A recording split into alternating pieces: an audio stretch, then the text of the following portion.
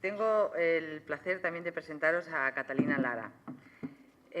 Al final, me llamaba la atención, lo pensaba antes, Catalina, porque cuando nos hemos saludado en la entrada, de pronto digo, la conozco. Y no ha habido que hacer mucho recorrido para darme cuenta que fue cuando el acto de celebración de los 100 años de universidades que estuviste aquí en el rectorado. Al final, que las mujeres sabias no son muchas, ¿eh? Y las que son, además, están comprometidas, que es lo importante. Catalina Lara es catedrática, bueno, de Montoro, nos hemos enterado, Sí, sí, no lo pone. montareña. Catedrática de Bioquímica y Biología Molecular de la Universidad de Sevilla y vicepresidenta de la Asociación de Mujeres Investigadoras y Tecnólogas. Es licenciada y doctora en farmacia, autora de numerosos artículos de investigación y capítulos de libros especializados en bioquímica y biología molecular. Ha dirigido varios proyectos de investigación y es evaluadora en agencias nacionales y europeas. En los últimos años ha publicado también artículos sobre mujeres científicas y condicionantes de género en el sistema de ciencia y tecnología. O sea, puedes empezar a hablar. Vale, Gracias, Catalina, por estar aquí con nosotros hoy también. Bueno, yo quiero agradecer muchísimo la invitación que me habéis hecho. Es un auténtico placer estar otra vez en Málaga. Yo cada poco vengo a Málaga y cuento cosas a mis amigas y a muchas más que llegan. Y quiero agradecerle también especialmente a Aurora Luque que ella cursara la invitación y me haya atendido perfectamente al llegar aquí. También a María Jesús Bernet, que ha facilitado también muchísimo mi venida. Bueno, yo voy a hablar un poco de la parcela que más conozco, que es la de la ciencia y de cómo las mujeres estamos en la ciencia. Y el título que le he puesto, pues, es si realmente la pasión que sentimos por la ciencia es posible o no, porque aunque parezca raro, pues yo debo decir lo primero de todo que la ciencia es una pasión. Y me alegro que tú hayas hablado antes de pasiones porque yo voy a hablar de pasiones. Muchas veces se piensa que, no sé, las personas que se dedican a la ciencia, pues son personas muy frías, muy racionales, muy cuadriculadas, así como un poco bichos raros. Pero no es cierto, porque la ciencia surge de un impulso, es una curiosidad, es un afán por conocer cosas. Y realmente lo que hacemos es utilizar la razón y las armas de la razón, la lógica y todo eso como una especie de herramienta que nos facilite hacer un trabajo de análisis para conocer los secretos de la naturaleza con una cierta garantía de que lo estamos haciendo bien, porque si nos dejamos llevar por la pasión, entonces podríamos elucubrar demasiado, entonces nos sujetamos un poquito con esas cosas. Pero realmente lo que mueve la investigación científica, por lo menos la buena, es el afán, la pasión por el conocimiento. Y a este hilo, pues ya debo decir que todas las científicas que han hecho grandes contribuciones al conocimiento han sentido esa pasión y ha sido precisamente la intensidad extraordinaria de esa pasión la que ha hecho posible que pudieran superar los 1001 obstáculos que casi diría que por mes han tenido que superar para llegar a desarrollar esa pasión. Yo voy a dejar que hable otra persona mucho más cualificada que yo describiendo esa pasión por el conocimiento. Es Émilie de Breteil, marquesa du Châtelet, que en el siglo XVIII, en plena Ilustración, pues hizo grandes avances en el desarrollo de la física, las matemáticas, la astronomía y también de la filosofía. Y, de hecho, tiene un delicioso discurso sobre la felicidad que escribió cuando tenía 40 años. Y en ese discurso nos dice: solo somos felices gracias a las inclinaciones y las pasiones satisfechas. Digo inclinaciones porque no siempre somos lo bastante felices como para tener pasiones, y a falta de pasiones, bien está contentarse con las inclinaciones. Pasiones tendríamos que pedirle a Dios si nos atreviéramos a pedirle alguna cosa. Habla de la serie de pasiones para las cuales necesitamos, lógicamente, la participación de otras personas y de una pasión para lo que no se necesita la participación de otras personas. Y dice: por esta razón de independencia, el amor al estudio es, de todas las pasiones, la que más contribuye a nuestra felicidad. En el amor al estudio se encuentra encerrada una pasión a la que nunca son totalmente ajenas las almas elevadas, la de la gloria. Y sigue diciendo más adelante: he dicho que el amor al estudio era la pasión más necesaria para nuestra felicidad. Es un recurso seguro contra la adversidad. Es una fuente de placer inagotable. Y Cicerón hace bien en decir: los placeres de los sentidos y los del corazón están sin duda por encima de los del estudio. No es necesario estudiar para ser feliz, pero se puede serlo sintiendo dentro de sí este recurso y este apoyo. Entonces, el problema está en que la sociedad en general considera que las mujeres no debemos tener pasiones más allá de las que conlleva el amor y el cuidado a la familia. Entonces, aquí nos chocamos con una contradicción importante. Y esto hace que en todas las culturas se haya vetado el acceso de las mujeres a la educación y al conocimiento, que es lo que de hecho propicia que se desarrolle esa pasión.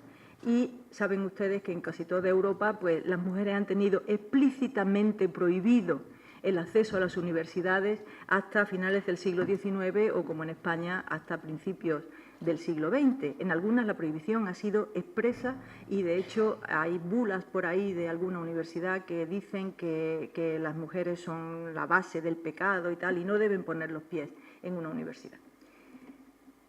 Y ha ocurrido que cuando, a pesar de todos esos obstáculos, todas esas prohibiciones, pues las mujeres han accedido al conocimiento y a la creación y a la generación del conocimiento, pues se las ha castigado con la marginación, con el desprestigio, con el silencio, con el olvido o con todo ello a la vez. Aquí he traído unas cuantas fotografías de mujeres que han hecho realmente grandes aportes al conocimiento científico. Alguna quizá conozcáis.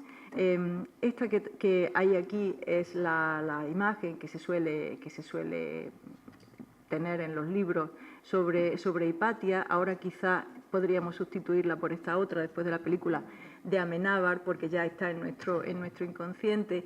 Y quería comentar un poquito porque realmente Amenábar consiguió con esa película poner de manifiesto esa pasión de la que yo les estoy hablando, esa pasión por el conocimiento que hacía a Hipatia pues buscar afanosamente o intentar deducir cómo podrían girarlo, cómo serían las órbitas de los planetas, si eran los planetas los que giraban en torno al Sol, el Sol en torno a la Tierra, todo aquello. Y saben ustedes también a partir de esa película cómo lo pagó. Todas las mujeres que hay aquí, de una u otra forma, han pagado el haber podido desarrollar su pasión por el conocimiento. Y también, si buscamos en los libros de historia de la ciencia, pues no las encontramos. A veces aparecen sus descubrimientos, pero no se dice quién los hizo.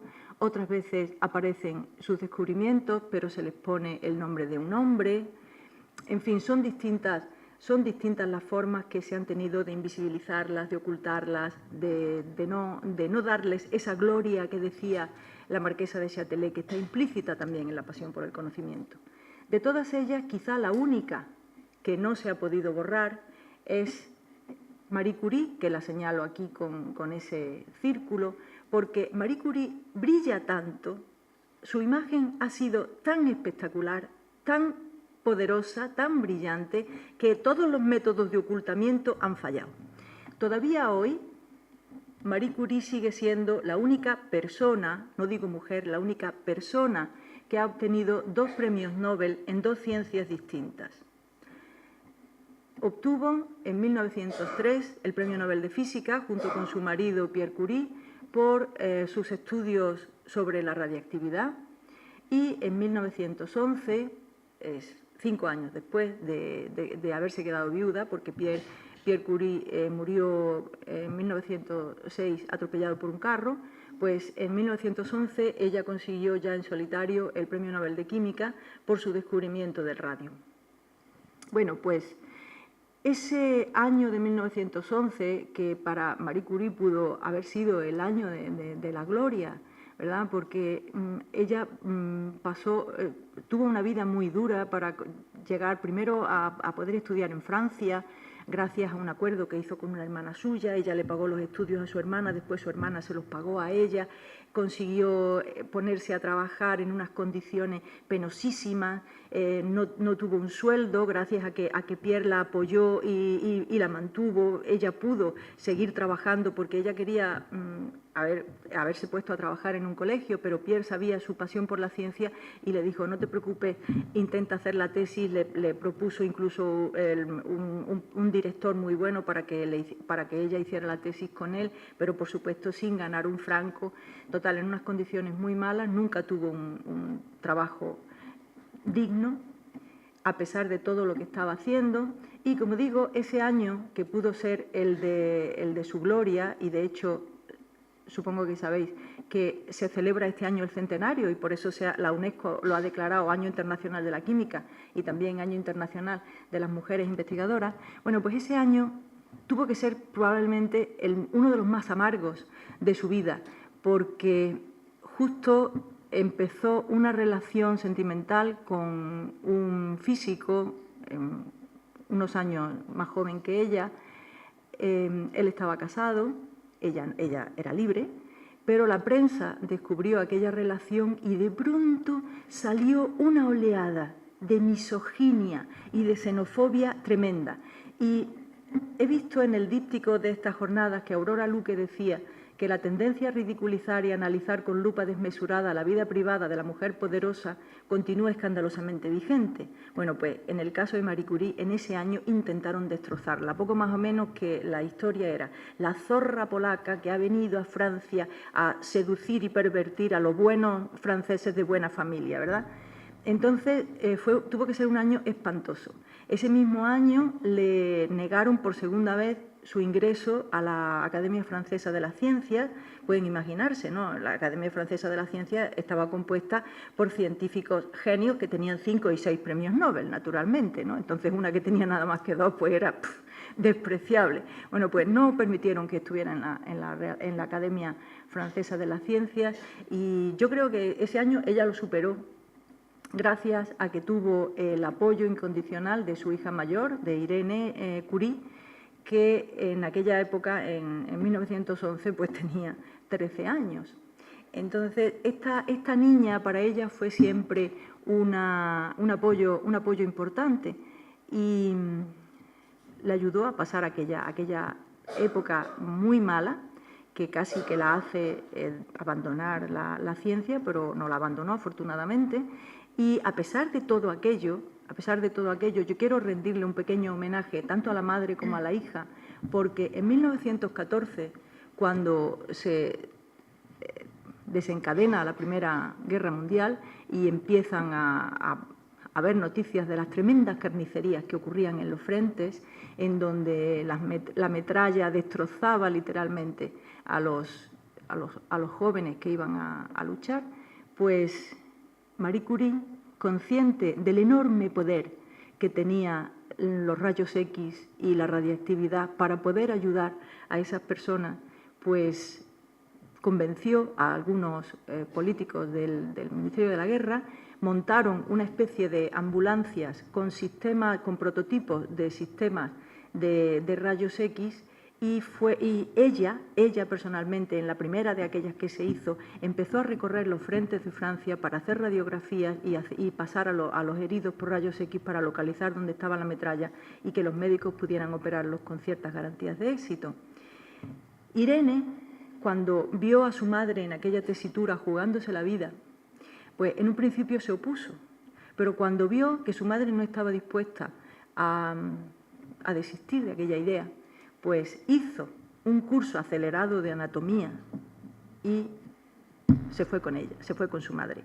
Y estuvieron las dos, empezaron ya a hacer más prototipos de aquello y estuvieron las dos recorriéndose los frentes de Francia, Irene con 16 años, formando al personal sanitario y distribuyendo aquellas unidades portátiles de radiografías y de rayos X para conseguir salvarle la vida a los jóvenes franceses del frente. Eso después de todo lo que le habían armado. O sea, realmente, tanto la madre como la hija, pues fueron dos personas realmente extraordinarias, además de dos extraordinarias científicas, porque como veis aquí, pues a Irene le dieron el Premio Nobel de Química en 1935, aunque eso se conozca mucho menos, por sus estudios sobre la radiactividad artificial. Se lo dieron junto con su marido, Frédéric Joliot-Curie, tanto uno como el otro adoptaron el mismo apellido conjunto cuando se casaron, y también madre e hija tuvieron una suerte especial en elegir a sus parejas, porque las dos se buscaron dos hombres que sentían la misma pasión por la ciencia que ellas.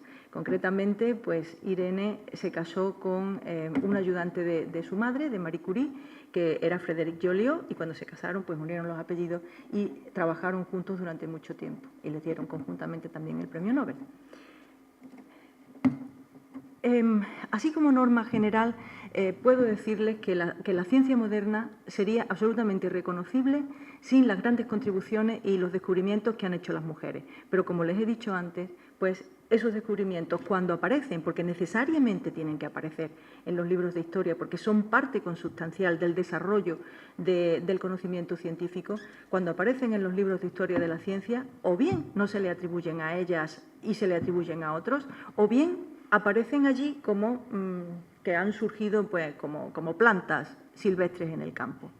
Y de hecho, esta señora que traigo aquí, que es Hertha Mark-Ayrton, que fue una matemática e ingeniera y de hecho se la considera actualmente como pionera de la física de plasma, pues estuvo toda su vida muy, digamos, menospreciada en el trabajo esencial que ella estaba haciendo, y de hecho le atribuyeron varias de las cosas que ella hizo, se las atribuyeron a colegas suyos, y decía que un error que atribuya a un hombre el mérito del trabajo de una mujer tiene más vidas que un gato. Y eso lo seguimos viendo actualmente, seguimos viéndolo, por lo menos en lo que a mí me concierne, en los libros de bioquímica, que sigo viendo grandes descubrimientos hechos por mujeres atribuidos oficialmente a hombres.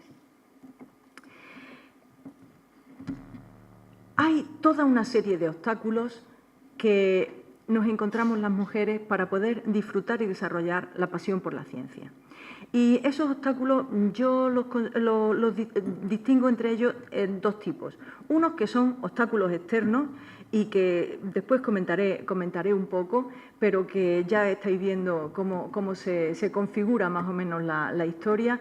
En el desarrollo de cualquier actividad siempre hay dificultades y siempre hay cuestas empinadas y caminos largos para recorrer, pero esos caminos suelen ser relativamente fáciles para un hombre con determinación y, en cambio, son espantosamente difíciles para las mujeres porque hay obstáculos añadidos importantes. Pero también hay obstáculos internos. Y esos obstáculos internos forman parte de lo que podríamos considerar la imagen social de la feminidad. Miren ustedes, yo he hecho aquí una lista de cualidades porque la cultura patriarcal establece un doble sistema de valoración para una misma cualidad dependiendo de que esa cualidad la tenga un hombre o una mujer. Por ejemplo, la valentía es una cualidad que si la tiene un hombre es buena, pero si la tiene una mujer es mala. La inteligencia, si la tiene un hombre, es buena, si la tiene una mujer es peligrosa. La ambición es buena para el hombre y mala para la mujer.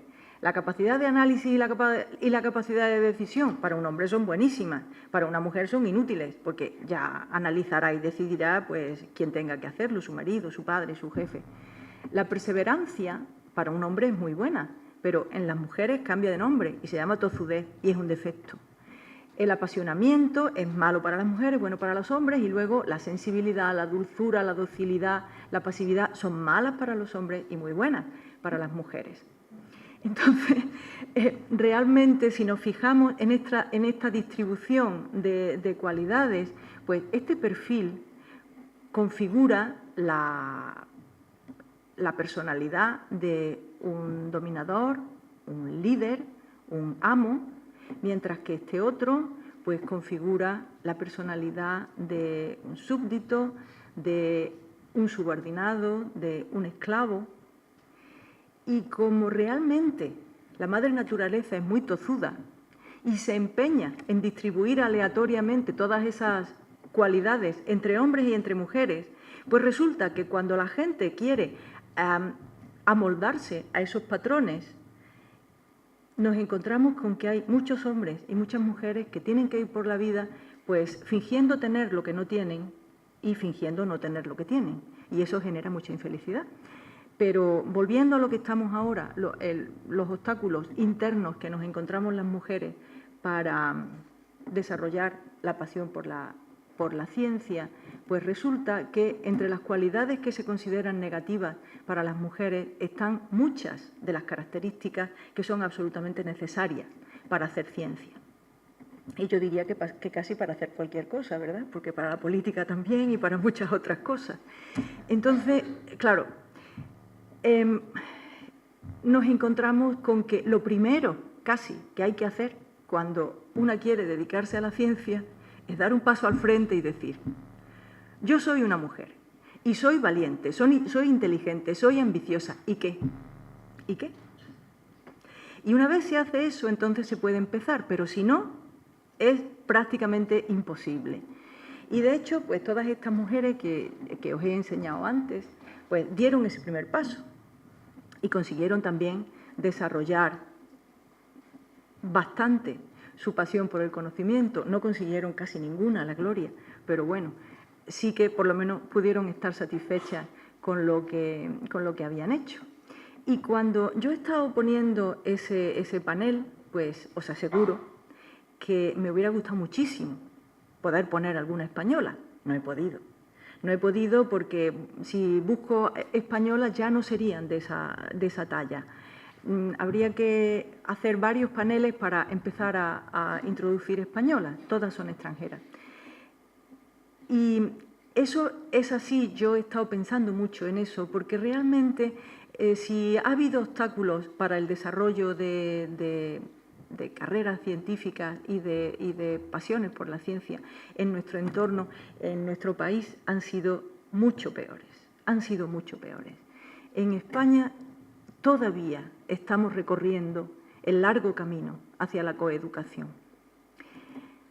Se empieza a hablar, voy a hacer un pequeño resumen, se empieza a hablar del derecho a la educación por primera vez en nuestra legislación en 1813, cuando las Cortes de Cádiz, que en el informe Quintana proclama el derecho a la instrucción pública para todos los hombres. Pero, como en tantos otros textos legales, pues cuando se habla de hombres, se habla realmente de hombres. Y a renglón seguido se dice que las mujeres tendrán educación privada y doméstica. Ese derecho queda restringido solamente a una parte de la ciudadanía. Un poquito más adelante, en el periodo absolutista de Fernando VII, se establece ya por ley que haya escuelas públicas para niñas, pero en esas escuelas también se legisla que se les enseñará a leer el catecismo y escribir medianamente, sin pasarse. Un poquito después, en el periodo liberal, se faculta a los maestros a que en sus propias escuelas para niños pues incluyan un aula para niñas.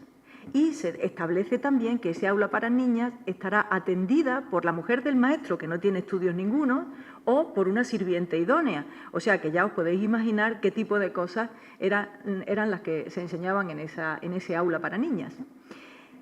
Después, a pesar de todos esos inconvenientes y haciendo educación privada con profesores particulares en casa, lo cual exige también unas determinadas características de la familia, tanto económicas como de ideología, pues en 1870 hay una mujer que estudia bachillerato y lo hace en un instituto en Huelva, o sea, en Andalucía.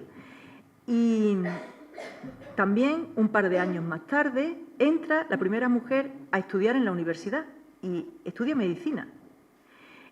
Un caso absolutamente raro porque también ha tenido que tener educación en casa con profesores particulares y, desde luego, auspiciada por la familia. Entonces, poco a poco, en los años siguientes, empiezan a entrar chicas en los institutos y en las universidades. Con lo cual, pues claro, empiezan a sonar ya las alarmas y en 1882 se prohíbe tácitamente el acceso a secundaria de las mujeres. Y al mismo tiempo, se establece la necesidad de contar con el permiso del padre y del ministerio o autoridad competente para cursar estudios en la universidad. De modo que ya se pone freno a aquella peligrosa tendencia y, a pesar de eso, bueno, pues aunque no hacen secundaria, no pueden estudiar secundaria en los institutos, pues pidiendo todos los permisos, algunas mujeres siguen entrando en la universidad. Y ya es en 1910, como nos ha recordado Amparo, cuando hay una Real Orden que permite el libre acceso de las mujeres a la universidad, y este curso cumplimos 100 cursos desde que ya las mujeres pudieron entrar con los mismos requerimientos que entraban los hombres, es decir, requerimientos académicos, pero ninguno más. Al mismo tiempo, en 1910 se crea la Junta de Ampliación de Estudios, que beca a estudiantes universitarios y a licenciados universitarios para ampliar estudios en universidades extranjeras. Y la JAE pues empieza a becar también a las escasas licenciadas. De hecho, pues una alta proporción de las mujeres que se licencian en aquellos años en las universidades pues salen a estudiar al extranjero con becas de la JAE. Y quiero comentar también que de esas mujeres que estudiaban en la universidad, muchas, una alta proporción, estudiaban medicina y derecho. Y claro, también hubo una reacción. Los colegios profesionales les negaron el acceso, con lo cual no podían ejercer la profesión, no podían ejercer como abogadas ni como médicos. Entonces su única salida pues era irse al extranjero. Por fin, en la Segunda República se establece el derecho a la coeducación, entendido como educación en las mismas aulas, con las mismas materias y con los mismos contenidos. Pero aquello, como ustedes saben, duró poco, porque después pasó lo que pasó y todo lo que se había conseguido en ese terreno pues voló por los aires. Durante el franquismo se volvieron a separar las escuelas y los institutos, las mujeres se fueron retirando de la universidad y además la sección femenina de Falange pues impulsó modelos de mujer doméstica y como valores supremos de la feminidad pues la renuncia a toda vida propia y la dedicación absoluta a la familia.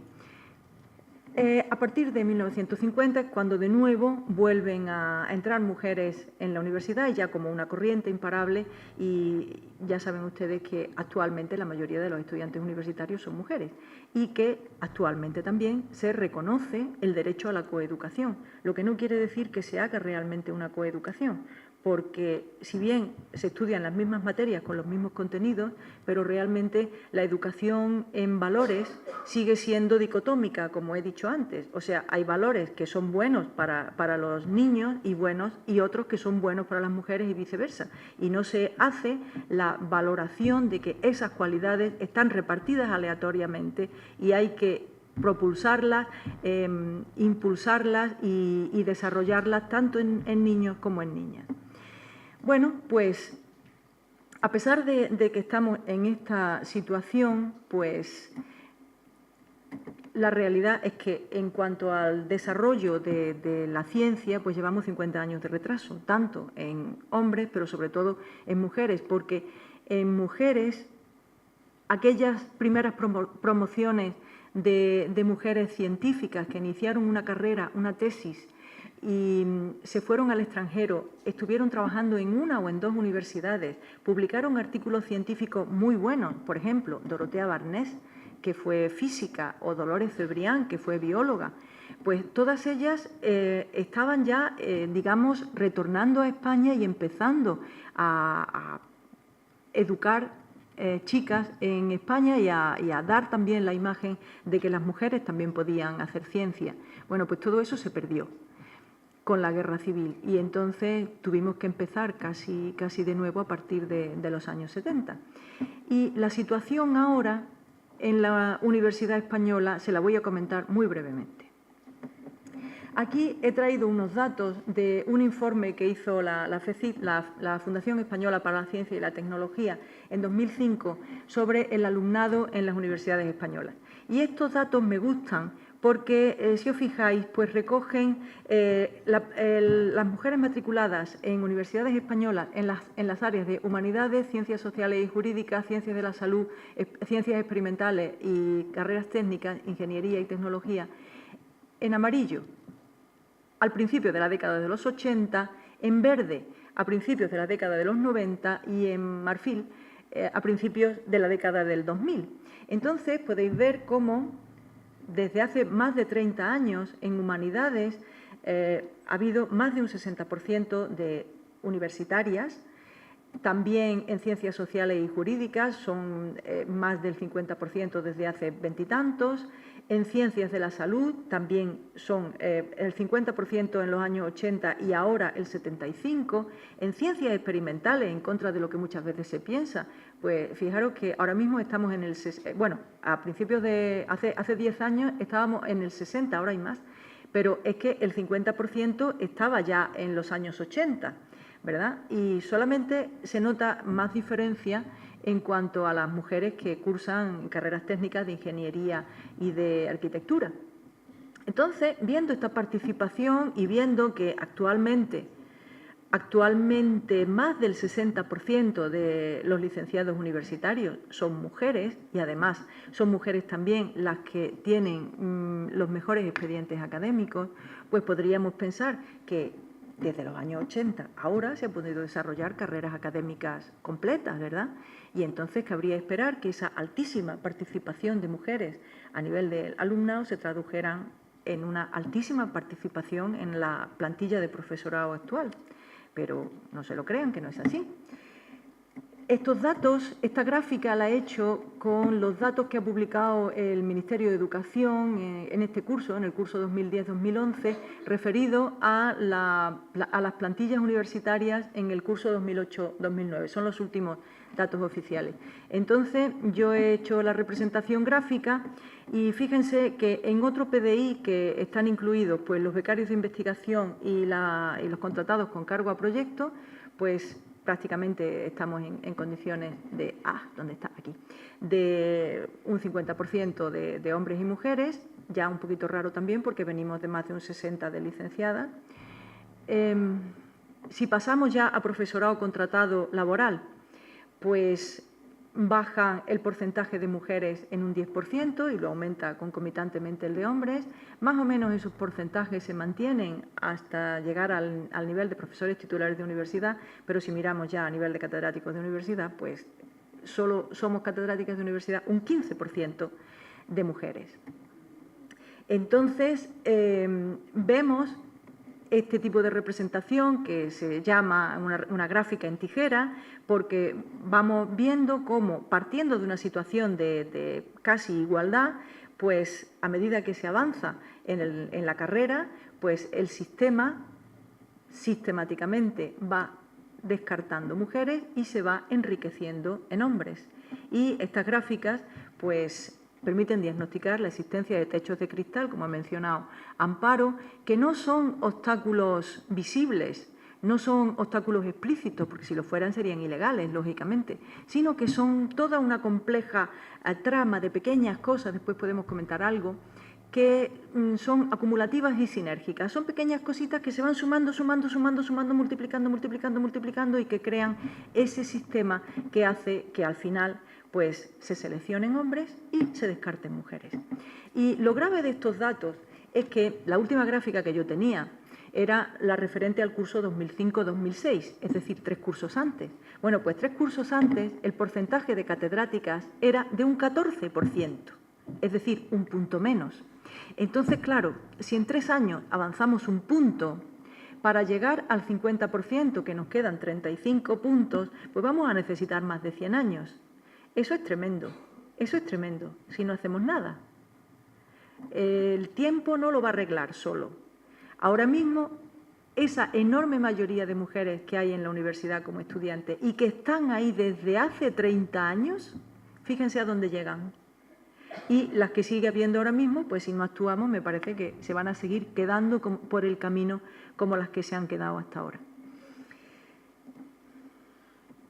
Vamos a comentar algunos de esos factores sutiles que contribuyen a ese techo de cristal, invisible, pero que lo notas aquí encima. Uno de ellos es que las mujeres estamos normalmente ausentes de todos los puestos de poder y de todas las redes de información. Cuando hay algo, las mujeres nos enteramos siempre tarde y mal, mientras que ellos ya se han enterado perfectamente y ya han tomado posiciones y han empezado a preparar las cosas. Nosotras siempre vamos con retraso porque no nos enteramos. Cuando aparecen las cosas en Boja o en BOE, ya 2 meses antes ya han empezado a prepararlas otros. Las redes de contactos personales entre grupos poderosos e influyentes son casi exclusivamente masculinas.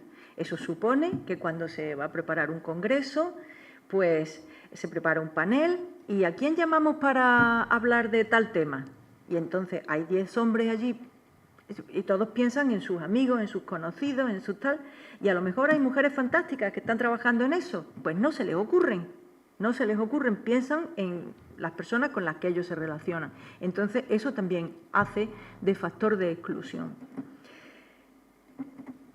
La no presencia o la invisibilidad de mujeres en esos sitios prominentes hace que las jóvenes no tengan modelos en los que mirarse, con lo cual todas tenemos siempre la sensación de que somos pioneras, de que estamos rompiendo algo, de que vamos en una avanzadilla porque no vemos a las que fueron delante, porque ya están parcialmente invisibilizadas. Entonces todo resulta más difícil. Por eso, otra cosa que tenemos que intentar es hacer redes de mujeres, hacer redes en las que nos sintamos unidas, apoyadas y potenciadas unas a otras y que también sirvan para marcar el camino a las que vienen detrás. De hecho, yo en la sociedad científica a la que pertenezco, que es la Sociedad Española de Bioquímica y Biología Molecular, estamos haciendo precisamente unos programas de mentoring, de tutelaje para ir aconsejando a las que están entrando ahora mismo en investigación cómo tienen que dar los pasos fundamentales de su carrera. Y desde la Asociación de Mujeres Investigadoras y Tecnólogas, que es absolutamente multidisciplinar, pues estamos haciendo también poco más o menos que lo mismo. Y también haciendo redes de poder femenino que en un momento determinado nos permita visibilizarnos como un conjunto importante dentro del panorama científico y académico español y que permitan ir rompiendo esas pequeñas cosas que al final se potencian. También nos encontramos con otro obstáculo importante, que es la selección por cooptación. Las mujeres hemos caído, como decía Amelia Valcárcel, en la ilusión de la meritocracia. Siempre nos han dicho que tenemos que estar en los sitios por nuestros propios méritos. Y somos tan ingenuas que pensamos que todo consiste en acumular méritos, ¿verdad? Y en publicar buenos trabajos y en conseguir hacer unas investigaciones fantásticas. Cuando las hacemos, resulta que eso no se tiene en cuenta porque ya han nombrado a otro y tú dices, pero bueno, vamos a ver si yo tengo esto y lo otro y aquello. No importa. No, es que ahora no. Entonces, nosotras nos creemos que tenemos que conseguir méritos para conseguir estar en los sitios que queremos, pero luego nos damos cuenta que sin esos méritos hay otros que pasan mucho más ligeros. Y luego también ocurre que cuando una mujer lidera un grupo de investigación, esos grupos son sistemáticamente más pequeños en media que los liderados por hombres. Y esto es una cosa que pasa en general en todos los países europeos y desde luego pasa también en España. Y contra eso también ha alertado ya la Comisión Europea, que están teniendo políticas importantes de género en ciencia, que claro, un grupo pequeño pues normalmente obtiene menos recursos porque en muchos programas de financiación de la investigación, pues uno de los factores que se considera a la hora de dar fondos es precisamente el tamaño del grupo. Entonces, un grupo pequeño tiene menos fondos. Con lo cual, esto es una pescadilla que se muerde la cola, porque claro, cuando jóvenes de cualquier sexo van a entrar en un grupo de investigación, pues ven que el grupo pequeño está poco financiado y además la jefa avanza poco, mientras que un grupo de investigación liderado por un hombre que es más grande, reciben muchos más recursos y ve que todos corren más, pues claro, se va sistemáticamente al otro, con lo cual lo potencia y el chico se sigue quedando siempre chico. En fin, todas estas cosas van formando esa marañita invisible que se coloca encima de las cabezas de las mujeres y que nos impide pues eso, ir consiguiendo pues los pasos necesarios en nuestra carrera. Bueno, a pesar de todo eso, pues yo aquí he señalado pues toda una serie de señoras que, fijaros, hay muchas, ay, perdón, ya no había tantas, que han conseguido un premio Nobel. Caramba, eso es una distinción realmente importante, un premio Nobel. Aunque no vengan después en los libros de historia de la ciencia, porque también ellas, quitando a Marie Curie, normalmente tampoco vienen, pero lo han conseguido. Y están ahí. Y han hecho contribuciones enormes a la ciencia. Y eso me ha hecho a mí reflexionar al hilo del poder, en el poder que da un premio Nobel. Y realmente el Premio Nobel proporciona a cualquiera que lo obtenga una superioridad manifiesta sobre el resto de sus colegas. Una de las cosas que permite es seguir investigando sin cortapisas económicas. A un premio Nobel nadie le denega un proyecto de investigación, con lo cual puede seguir trabajando, cosa que a los demás, cuando no nos dan un proyecto, pues nos dejan un poco en dique seco. Y otra de las cosas, otro de los grandes poderes que supone un premio Nobel es que se pasa a formar parte de la élite estratégica de la sociedad. Confiere influencia y poder científico, influencia y poder político, influencia y poder social y luego el acceso a los resortes de los cambios sociales. Y yo me he preguntado, ¿qué hacen las mujeres cuando consiguen un premio Nobel? Y realmente, pensando en lo que han hecho cada una de ellas, pues yo he puesto esas 2 estrellas, porque prácticamente todas, en lo que enfocan la utilización de ese poder es en cambiar la sociedad y en mejorar las condiciones de vida de la sociedad. Ya les he contado a ustedes lo que hizo Marie Curie. Se fue, aprovechó el tremendo poder que tenía su conocimiento sobre la radiactividad para intentar, a costa de jugarse la vida, intentar mejorar las condiciones en los frentes de batalla de la Segunda Guerra Mundial y ayudar a los jóvenes heridos. Bueno, pues muchas de estas mujeres que han conseguido premios Nobel han hecho cosas parecidas.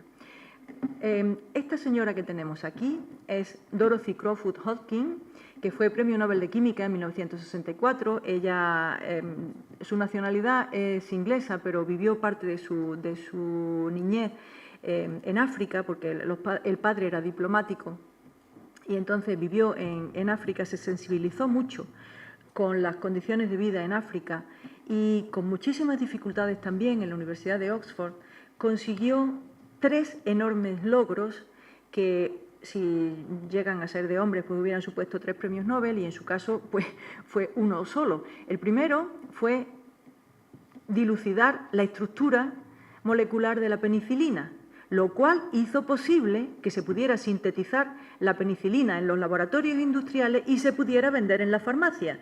Si ella no hubiera hecho eso, el descubrimiento de la penicilina por Fleming hubiera quedado pues, para la historia de la ciencia como un gran descubrimiento teórico, pero sin proyección a la medicina y a la terapéutica. Entonces, ella hizo eso posible. También dilucidó la estructura de la vitamina B12, lo cual permitió también sintetizarla en los laboratorios y poder tratar las anemias, que entonces era un problema realmente importante. Y además, por si fuera poco, pues dilucidó la estructura de la insulina, lo cual hizo posible también sintetizar la insulina y tratar la diabetes. O sea, pueden imaginarse el calibre del trabajo de esta señora. Bueno, pues la Universidad de Oxford no la consideraba digna de ser catedrática, la nombró con mucho trabajo lo equivalente a profesora titular en 1957 y fue la Royal Society la que en 1960 creó una cátedra especial para ella, para que ella fuera catedrática, porque se lo merecía, ¿verdad? Bueno, pues esta señora, cuando se retiró, presidió la conferencia Pugwash, que es una reunión de personas de élite, tanto intelectuales de humanidades, filósofos, científicos. La creó Bertrand Russell después de la Primera Guerra Mundial, o de la Segunda, ahora no lo sé. Y se llama Conferencia sobre la Ciencia y los Asuntos Mundiales. Y cuando ella tomó la presidencia de esa conferencia, que estuvo, como veis, 22 años, pues impulsó políticas pacifistas, intentó conciliar intereses de todo el problema del telón de acero y de la Guerra Fría, y intentó desarrollar también políticas de desarrollo, valga la redundancia, en el tercer mundo. todo lo que ella había visto cuando era niña en África, pues todo ese conocimiento que ella tenía, pues también impulsó desarrollo sanitario, desarrollo tecnológico en África y en países pobres de Asia, y desde luego también promovió iniciativas contra las armas nucleares. Fue una activista pacifista muy importante en toda esa época, cuando ella ya estaba retirada. Esta otra señora que vemos aquí, Rita Levi-Montalcini, que como veis tiene más de 100 años y sigue estupenda y sigue escribiendo libros y dando conferencias, en fin, asombrosa, asombrosa. Bueno, pues ella fue Premio Nobel de Fisiología y Medicina porque descubrió el factor de crecimiento nervioso, que es una proteína que permite, induce el crecimiento neuronal. Entonces, ese descubrimiento permitió digamos, descartar el paradigma de que cuando un nervio se daña o cuando unas neuronas se dañan, pues ese daño es irreversible. Eso ha hecho posible que ahora pues haya programas de rehabilitación, porque sabemos que cuando un nervio sufre un daño, pues si se estimula convenientemente, si se trata convenientemente, ese nervio puede restaurar la función gracias a que existe ese factor de crecimiento nervioso. Bueno, pues Rita Levi-Montalcini, que sigue, como digo, muy activa y además sigue impulsando la investigación en Italia, ha creado una fundación que lleva su nombre y que en este escudito que hay aquí lo que se lee es un futuro para las mujeres africanas, y aquí abajo dice también un futuro para los jóvenes. Ella está haciendo también políticas sociales de desarrollo para las mujeres en África, y también está intentando mejorar las condiciones sanitarias de esos países. Por último, esta señora que vemos aquí, que es Françoise Barré-Sinoussi, que fue Premio Nobel de Medicina en el 2008 por su descubrimiento del virus del SIDA, que fijaros lo reciente que está. Yo cada vez que la saco la gente dice, ah, sí, ¿eso lo descubrió una mujer? Pues sí, lo descubrió una mujer.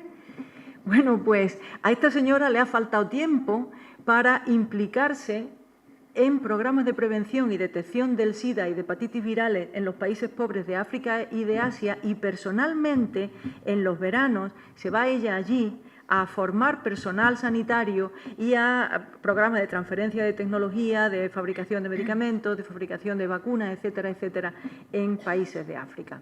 Así que realmente, pues yo creo que cuando las mujeres científicas tienen ese enorme poder, que de pronto, ese poder de influir en la ciencia, en la política, en tal, que les da el premio Nobel, pues realmente lo ponen al servicio de los demás. Muy pocas mujeres se han quedado quietas, se han quedado en su torre de marfil, como hacen por el contrario muchos hombres, y sí que han hecho esa digamos, donación a la sociedad y sobre todo a los menos favorecidos que han hecho todas ellas.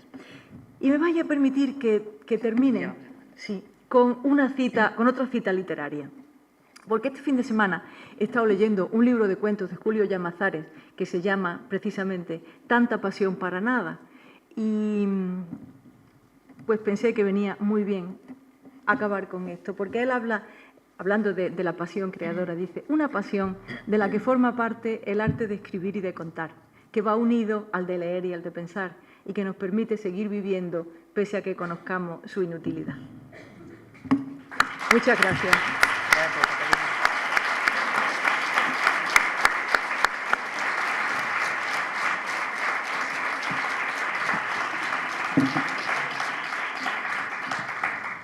Muchísimas gracias, Catalina. Muchísimas gracias, Amparo Rubiales.